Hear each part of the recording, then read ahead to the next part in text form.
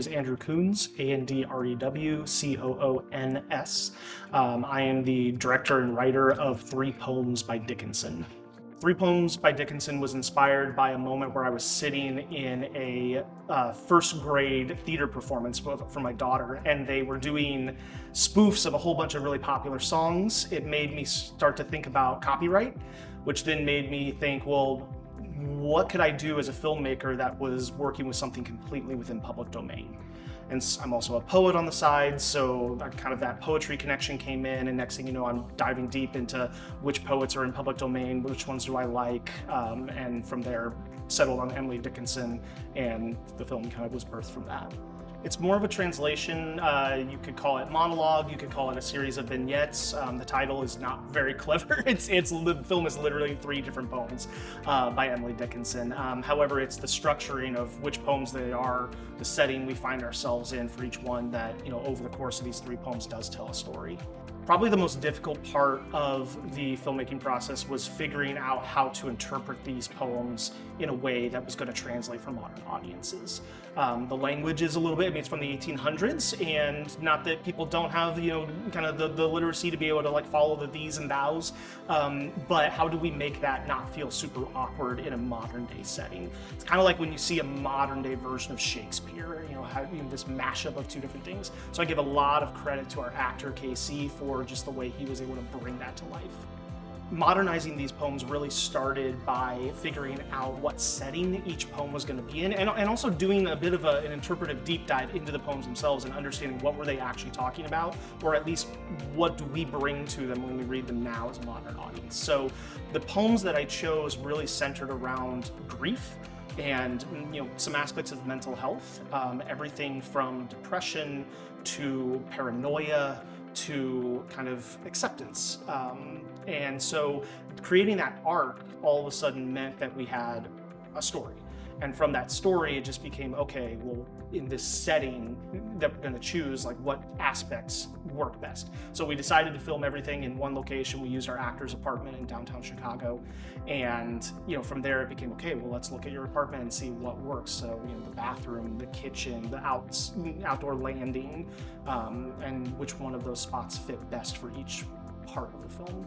That's such a great question. It's so important to be digging into our history, our art history, and be bringing aspects of that to modern audiences.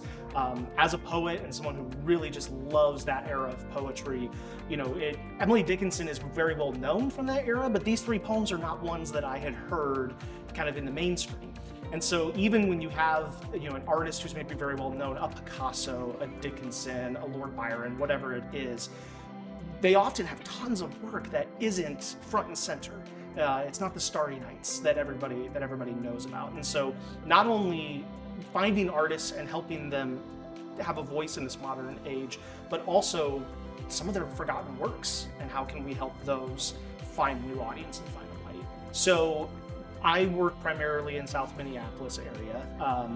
The actor that I knew and cast was from Chicago, and then our DP, Joe Frank, and our producer, Victoria Britton, both here from Indiana. And so Chicago just kind of made sense. It was kind of halfway for everybody, and we can go straight to Casey's apartment. So that's kind of how we settled on that, and then found Hobnobben through Victoria, because she works with the film festival, and so we were lucky enough to have it accepted here.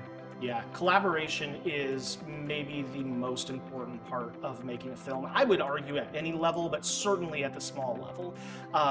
We made this film on a very shoestring budget. I'd love to have paid people more, but it was a lot of can you do this on a tank of gas and a meal, sort of thing. And, that happens sometimes. And I think we're all really proud of what we were able to make with a really small crew and a really small timeline.